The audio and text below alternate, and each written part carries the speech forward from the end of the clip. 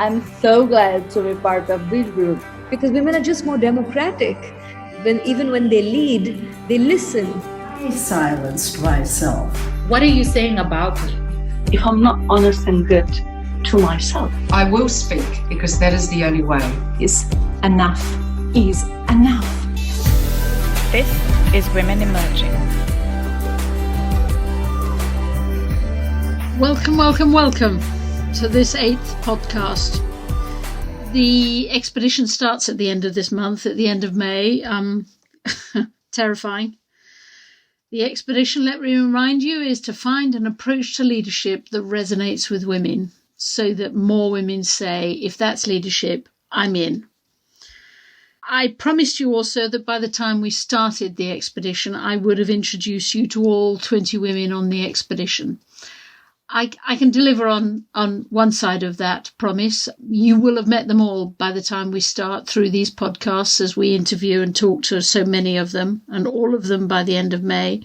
The bit that I haven't delivered on is that I've failed on the 20. The truth is that there are 24 women on the expedition, 24 extraordinary women, and so important that we moved it to 24 because it has to include all ages, all sectors, all faiths, all geographies, all backgrounds, all beliefs.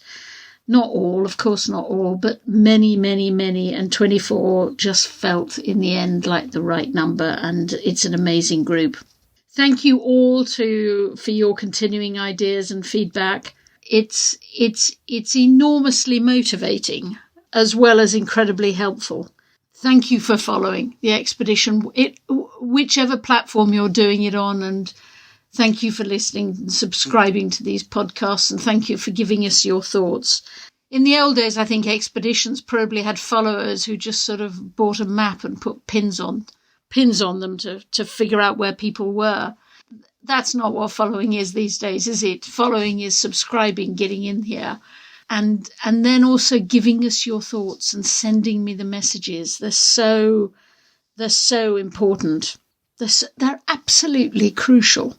And I've received one fabulous message that I absolutely have to read out to you. It's from Lalima Khan, who's 17 years old and in Karachi in Pakistan. She says, I've been keeping up with the podcasts. And what I really enjoyed is the inclusivity of the different women and the different geographical locations, different cultural backgrounds, different careers, different ages. It really shows that you understand that different parts of the world and different cultures have a need for different changes in their leadership. But she then goes on and says, however, one question playing on my mind is that I haven't yet seen any opinions about women's approach to leadership from the younger perspective, my generation.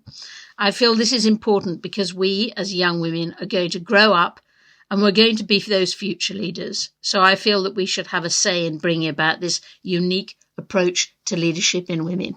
Lalima, you're right. Spot on.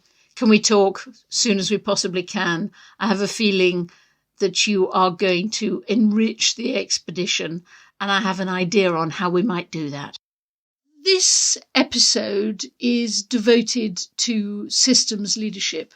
It's not my expertise, not my speciality at all. I learnt a lot doing it.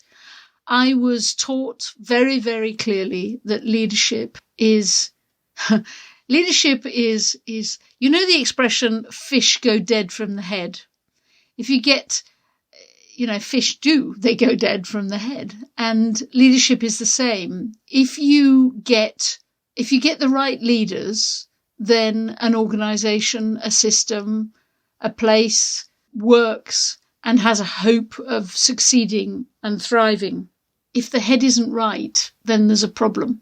And certainly it makes no sense whatsoever that all the heads or most of the heads of most of the fishes are men, which is why we need an approach to leadership that resonates with women so that we all say, I'm in. Sarah took me on in this thinking when I first met her, and she kept on saying to me, the way you express it, Julia, sort of sends a message that the problem is women, and the problem is not the women. The problem is not us women. The problem is the systems in which we operate, and we need systems leadership as well as the human leadership that you talk about. Sarah, you have the totally terrifying and daunting title of being the co-founder of the Global Center for Gender Equality at Stanford University. So I think that is a pretty daunting title, probably to you as much as it is to the rest of us. But so let's go deep first. Go on. Tell me, if you do something like that, you must have discovered while you were doing it some dead-end arguments and some breakthrough arguments. What are the ones where you want to keep away, that you know you're going down a dead end as soon as you go in the shower that night and you say, why did I let them bait me into going down that dead end? I knew it was a dead end. So what have you learned? Oh, such a good question. I think I'll get at it a little bit differently about how I realized how to make the argument, because I think I spent a lot of time and a lot of dead ends. I kind of used to describe myself of being the queen of putting my hand on the stove and learning and then adapting.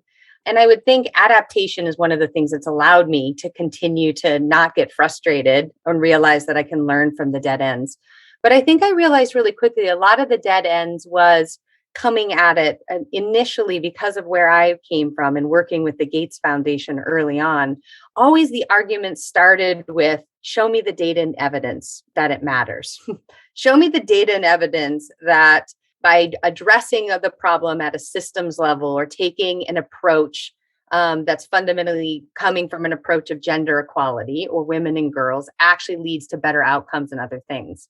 And I think when you start from the perspective of always having to make the case, I realized very quickly that from starting from that place, and that you're always on your heels. So you're always saying, let me show you the evidence. Let me convince you that this matters. And data can be used in lots of ways and tell lots of different stories. So I realized very early that when conversations would start with that, of Sarah, show me the data and evidence that this matters. And there was never a conversation around values or what we were trying to achieve. And then it got into, show me the 6 stops that you're going to make instead of defining what the end line was. I knew I was in a dead end race, or I knew it was going to be a race where it was going to be herding cats. And I would have to constantly be like, come to the table. Here's the data that matters to you. And here's how it relates to water and sanitation. And here's how it relates to vaccine delivery.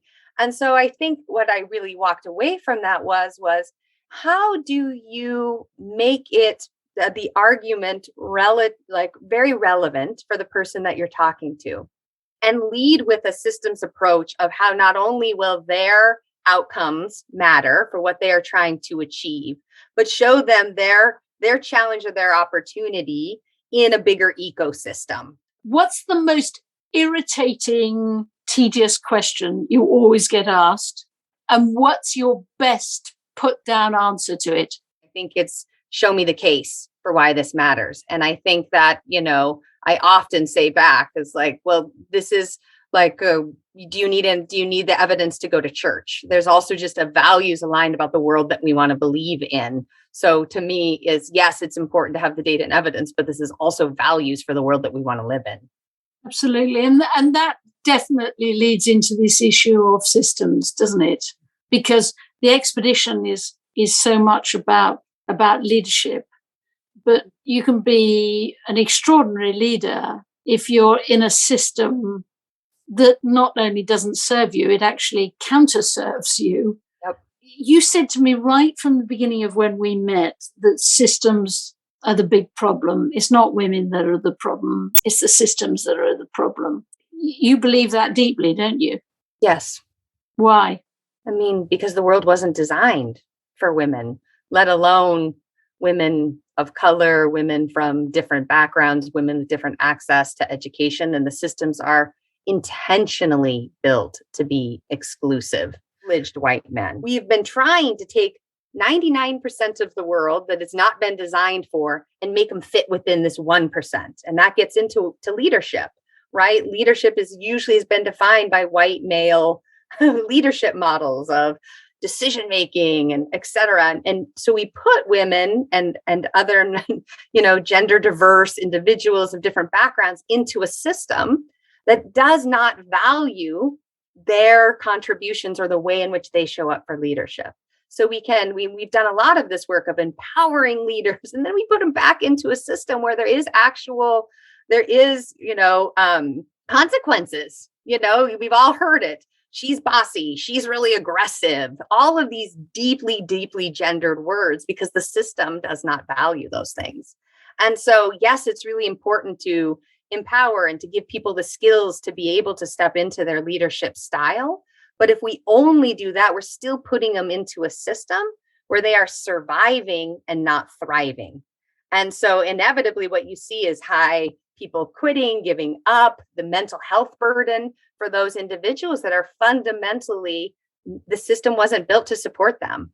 And so for me, it's a dual approach. It's understanding, again, the ecosystem and understanding that systems don't change overnight, but we have got to be reimagining, retooling, and rethinking and adapting the current system while we're building a new way of doing things. When did you last feel that sense of enormous joy because you could see a system that was shifting? I wish I had more moments of those joy. A system that, for me, very personal. That a lot of joy is. Recently, I'm a single mom of 3 very spirited young children, and I work full time. So I'm a full time single parent. And the other day, I realized, and the system is not built for single parents. I saw the system change. We're launching a new organization, spinning out of Stanford. And we have the amazing opportunity to actually build different systems. And so my team had come to me. We were working and they said, here's the potential structure for our HR system, right? Here's the categories. Here's what we'll do. And I was thinking about it and I said, no. What do you mean, no? We got to set up the system. And I was like, what if we flipped it on its head? What if we took this system that's inherently built for risk mitigation for companies and we said, the hell with it. What if we said, let's start with our values. Give me the statements from across our organization of what do we believe, right? So people came back and made statements like, we believe in people over production. We believe that capitalism is unchecked. We believe in lived experiences just as valuable as educational attainment. And then we said to the team, we sat there and we said, well, then how do we build our systems to match our beliefs and our deep values? And we came up with things like 4-day work week, 32 hours. What does it look like for working parents? How do we live these in the systems that we have an opportunity to build? And I got such a joy of flipping the system to say, what does it look like if it comes from core beliefs? And, so things like when someone had put the belief, we believe that capitalism unchecked, we said, well, what does that mean in terms of a belief structure? It's like, well, we're going to have a minimum pay with full benefits. We're going to have a max pay. So no executive will ever make X 2 times or 3 times more than our starting pay. So it fundamentally gave me so much joy. And I can see I'm getting energized again because it's a system that we passively adopt. I'm saying for the most part, this is how HR works. And this is to just stop for a moment and say, how could we, which is a very simple question of, what do we believe? And then let's build our systems based on our beliefs versus passively adopting systems that then we have to constantly retrofit, make equitable, make just. It's the definition of insanity. It's like, that's where I think the system part really comes into me because I've spent most of my career retrofitting systems that weren't designed for that purpose. And we're playing on the margins. And the power of a shift in thinking to say, what does it look like if we actually designed it based on values to be a just system rather than trying to retrofit the world? Those words stick pretty fixedly in my head, trying to retrofit the world. Thank you, Sarah. Moving very fast on to Alia, because I think she brings a lot of this to life with her story. And I'm not going to introduce Alia because the story tells itself.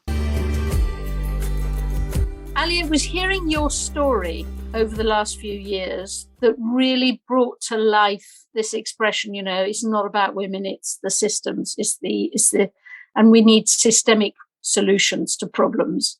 And so if I may, I'd love to go through the chapters of that story you told me about you. If you'll live with that, I'd love to do it. Right. So to me, the story you told me sort of started with, I've got a picture of you as a young girl with straight A's in maths at school. Oh yeah, and some A pluses. It's very disappointing if it was only an A. Aren't there such things as A++? Right. No, it was like very much very focused on math, very focused on overachieving, especially in math and science. Yes. And it got you to MIT. Yes, I went to MIT to become an engineer. I thought technology and logic and rigor was how we would change the world and solve the great problems that our world is facing. But that plan went a bit weird when you decided to go off to Sri Lanka. Yes, Sri Lanka turned it upside down. So I went to Sri Lanka the summer after my freshman year originally just to do tsunami relief work. And I was there out doing solar lighting systems, water filtration systems, trying to do things that I thought I was going to be doing with my career as an engineer. And while I was there, I met an 11-year-old girl who had a 6-month-old son from her father. And I still remember the day that I met her and not knowing how to even hold my face in this moment, how to acknowledge her, everything that she had been through, but also her strength in testifying against her father. She had actually taken her own father to court.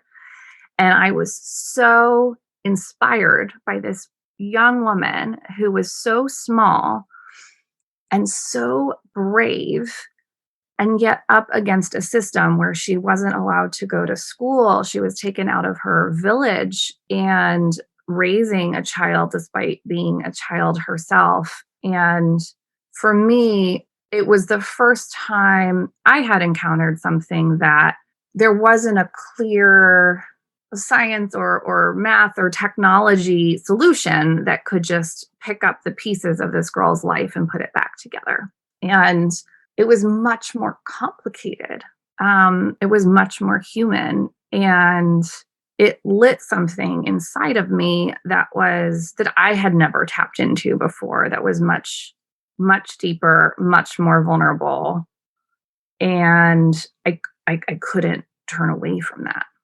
And so I started going back in all of my breaks, and eventually got some funding and took time off from school and moved there and started hiring a team and really digging into what was it that the girls wanted to see for themselves? What was the training that they wanted? Who did they want to be long-term? What kind of leadership opportunities do they want? What kind of transformation do they want to see in their communities? How did we give them the skills to really make the changes they wanted to see in the world? And ended up starting a whole organization around that. But it all started with that one 11-year-old girl. So you stayed running that organization for what? Quite a few years. What made you leave? How many years? 7 years. I wanted the girls to see themselves in leadership. I wanted it to be bigger than me as a founder. I wanted it to really be a Sri Lankan organization that was rooted locally in a way that I would never understand as an American woman, no matter how long I lived there. I wanted the girls to know that they could do this. You know, they often would look at me and tell me things about how I was able to start this because I was American or because I was white. And I would tell them, no, like I was 19 and I came here and I want to do this and you can do this too. But I wanted them to see, I wanted them to have a role model that they could really relate to see the potential in themselves.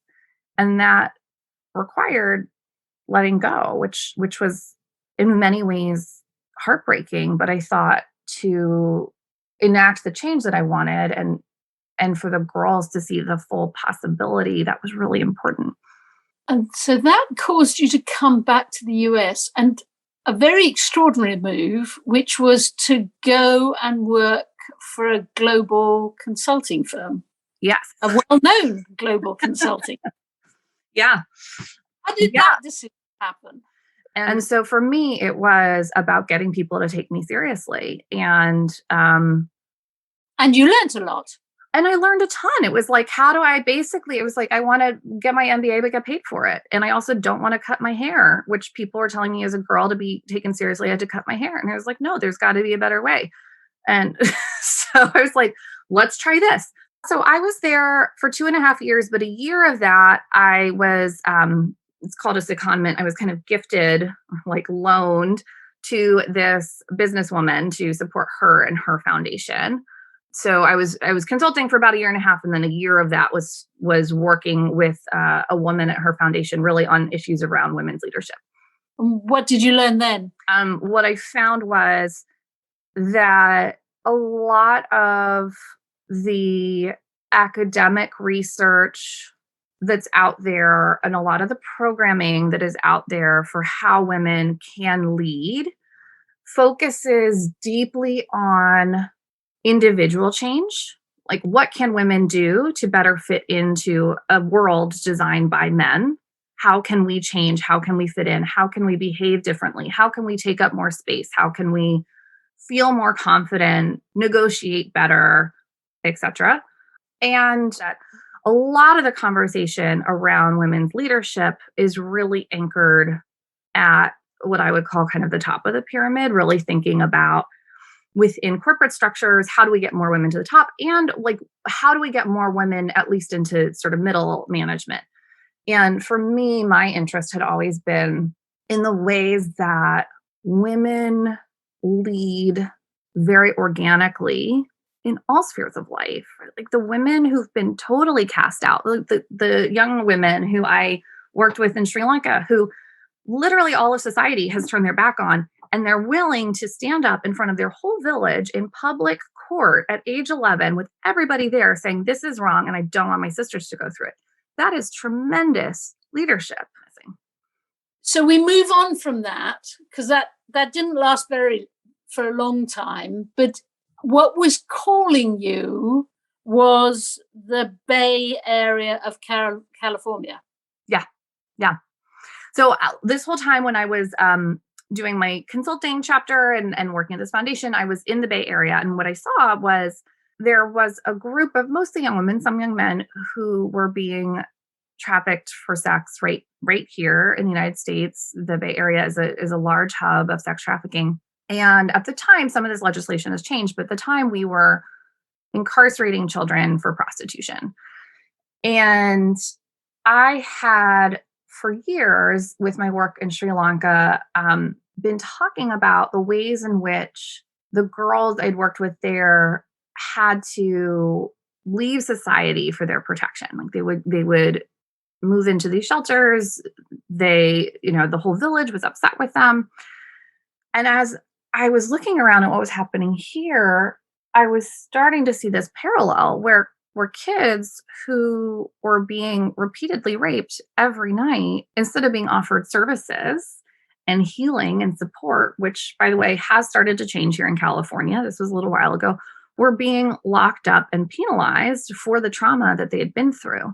And I started to think, God, we can't, we're going to constantly be pulling people out of the water unless we start to really look at both the systems that have pushed them in, but also the way that our systems respond to this. Because clearly, penalizing people after they've already been through so much trauma is only causing more trauma. I mean, it's systemic violence. Like, what kind of world are we building for our children when we're locking them up?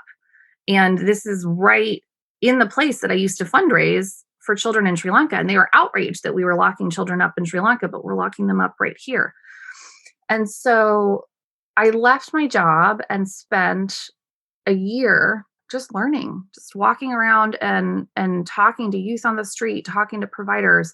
And what I heard again and again and again was not that we needed more direct services. We actually, I mapped it all out. We had at the time, and I'm sure it's changed since then, but at the time we had 68 different touch points with these kids, but that there were these failure points where kids would, and kids who I talked to would describe them, where systems had failed them despite them sending up flags. So for example, maybe they're in foster care and they weren't being fed and they weren't being taken care of, and they were telling their social worker and saying that there was this problem and nobody listened. And so they ran away because they couldn't eat. They didn't have food. And then the only way for them to survive was by selling their body. And then at some point, an exploiter picked them up and started utilizing them. And why aren't we rewinding and saying, well, like, how do we have a system in place that doesn't let our children get fed? Right. So option for them to run away. I can hear the MIT brain going here. So the MIT brain and the management consulting brain was beginning to really get going around systems thinking. Oh, yeah. At this stage, big time. I mean, you should see my wall. It was like, I had this huge bubble chart of how everything's connected to everything. We had multiple landscape maps, and it became this, it couldn't even be a 2-dimensional structure. It needed to really be a 3-dimensional structure. And I started to think about how I believe for some of our most complex problems, we're never going to program our way out of them. Like, that's not good enough. Like, programs are deeply needed, but it's never going to be A plus B equals C, which is, I know what I loved about math, right? But we live in ecosystems. And so you have to think about how all of these different forces are connected, and which ones do you have leverage and power over, and which ones do you not? And which ones do you think you could maybe shift a little bit, and which ones are just too out of our control? So you spend the next few years doing that? Spend the next 6 years doing that. So another 6 years doing that very successfully. Alia's commitment is extraordinary and totally illustrates that systems leadership is a long, hard, committed journey. When I asked her what the next chapter of the journey would be, she looked very quietly at me and smiled. And Alia has these absolutely huge eyes that have an enormous impact on you. And as she smiled and kept quiet, it left me speculating. And then moving on to Melissa. Melissa, another extraordinary woman based in Singapore, one of the driving forces of Singapore, of the city of Singapore, one of the driving forces for change in Singapore. She used an expression to me which to me caught the sort of sweet spot that we're on our way to finding, that somehow brings my very human approach to leadership together with the systems approach that both Sarah and Alia have been talking about. But I leave it to her to tell you the expression. The quality of the intervention on the system or in the system is directly correlated to the quality of the inner life of the intervener. And essentially that means that who you are in the system affects how you act and impact the wider system. And that just sounds like maybe it sounds like an obvious idea, maybe it sounds like a simple idea, but I think it's just endlessly complex. And I think it's like all the simplest. It's unbelievably complex. Right? You could just meditate on it for years. I mean, for your life, right? And I think, you talked about it as a sort of sweet spot. Actually, Otto Schwarber talks about it as a blind spot. And actually, that's true because so many of us are just active. We want to make things happen. We, have ideas. We have goals. We're trying to move things. And then accidentally, it can become about you. Accidentally, it can become about you. And actually, that's the blind spot when you don't realize how you're acting on a system, how you're acting in the system. And in a sense, you've stopped hearing the multiplicity of voices that are out there in the system because there are so many and they're so diverse. And with all the echo chambers that we sort of do exist in, it's so hard to hear all the different voices out there. But with all the different voices out there, then, and if we're only hearing our own voice, right? That's where that blind spot exists. How do you make that sort of? I'm going to carry on talking about it as a sweet spot because we should determine to get to it. How do you get that sort of yin yang? How do you get that systems thinking and the human, let's say, thinking to sort of combine in a way so that you do get a sweet spot? As we take action, having a sort of an inner stillness or an inner constancy about who we are, about why we do what we do, about how we define our tribe, perhaps even too. And I think that if you ask me, what is it that I think we need to be effective in those interventions? I think we need a clear sense of our own identity and a very grounded sense of our own identity. I think there's a sense of belonging, like this sense of why are you here? Because you're acting in a system, but you are also part of the system. It's a big part of that. But I think there's identity, I think there's belonging, and I think there's purpose. I think as a leader in and of the system is really just having a purpose that is a grounding, mobilizing purpose that is about something bigger than ourselves, right? And being able to express, I think, the link between why this matters to me and then why this matters to us. And then having it be about us. The why it matters to me part is sharing with people what's at stake for you.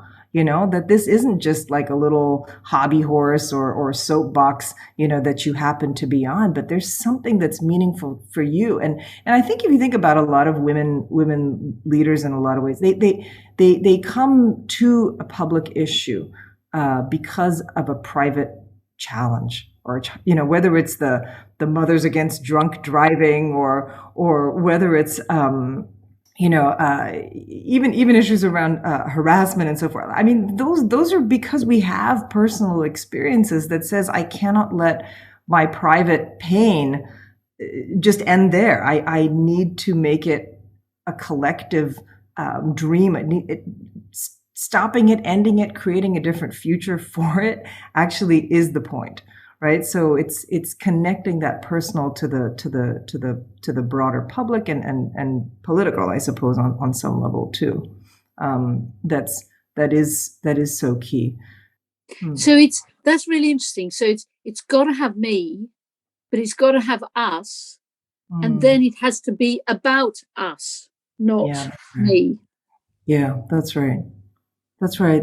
The me shows what your stake is in this, and I think that's the important part here too. I think is being able to tell our stories, and without shame or fear, even if they do sound a bit strange and weird, because actually that's what humanizes us. It's what humanizes the issues, and it invites people to come with us. Rather than rely on the superhero or the super human being or whatever it is that's going to save us all, which I think is not the way that that systems get better. And I feel like that more typically. I mean, of course, it's not exclusive, but typically, women feel women feel better doing it together too. Value too. If you had a pin board on your wall or on your screen, would it be a pin board with people, or would it be a pin board of systems? People make up the system, right? So it's both. And I guess in that sense, it would be a pin board of dots and lines connecting dots. It's networks, it's webs, it's flows. So it's not static. It's definitely dynamic. And how do you spot the bits that don't work? I guess they're very disconnected from everything else. I'm thinking, I developed a bit of a system, which is that my pin board, it looks like a galaxy. Live with me. This sounds crazy, but it has the suns, the moons, the stars, the Milky Ways, the black holes, the lot. The suns, the places, the sources of power that light and guide and give energy and warmth to people. The moons, the sources of power that appear to be great, but actually the truth is they're waning. The shooting stars, the people who they appear to be on their way somewhere, but actually they will burn out quite soon. The Milky Ways, the ones where everybody is spending hours, connecting each other, and actually it's all about building networks, but nothing actually ever happens. And then the black holes, the sources of power that when you go into them, you sort of disappear. They sort of, you disappear into a puff of smoke and you can't get back out of them. And it's interesting because it's both systems thinking, I suspect, and human thinking, because there have been moments when I've thought of myself and hoped that I was being a sun and realized that I wasn't, and I was perhaps even being a black hole. And then moments when I have charged behind and supported a shooting star and then been left standing thinking, what happened here? But it's also the ability to judge a system and to judge where to intervene. You must have learned that in Singapore. I love your galaxy idea. The analogy I used to tell the team too is, just don't push a rock up a hill. You wait for the conditions, such that there is a rock that is on top of the hill, and you apply a little bit of pressure, but there's largely just gravity that's going to roll that rock down the hill. And you want to look at intervening in a system in a way that seeks to acknowledge the reality, their reality, the reality of the other players in the system, actually too, and not force it so much as invite it, as create conditions for it. And I think that's what enables sort of sustainable, change in a system. Thank you, Sarah, Alia, and Melissa. This has been an incredibly useful podcast for me to make, at the very least. I've learned a lot. As we leave it, I think I want to come back to my galaxy. There was one I missed out: the suns, the moons, the shooting stars, the black holes, the Milky Ways. Then there's just simply the star. And in any system, I always try to find the stars. They're not at the top, and they're not at the bottom. They're somewhere in the middle. And they are quietly people who simply make things happen. And if you really want to have an impact on a system or an issue, you need to find the stars. They're people who are deeply connected within the system, and they're deeply trusted because I think Melissa's right. I think they're trusted because they belong to the system. They have purpose within the system. They've established legitimacy within the system, and they are connected to other people because other people on the whole want to help them to achieve the things that they achieve. For me, the really important thing, of course, is to find the suns. But to find the stars too. They make things happen. In 2 weeks' time, my second grandson is due. I'm thinking a lot about how we bring up our sons and our grandsons in this new world. And I'm hoping that one day they'll say too, if that's leadership, I'm in. Thank you for listening to the podcast. Your voice and perspectives are crucial to the success of the expedition, and we would love you to become a partner to Women Emerging. You can do this by subscribing to this podcast and joining the Women Emerging group on LinkedIn.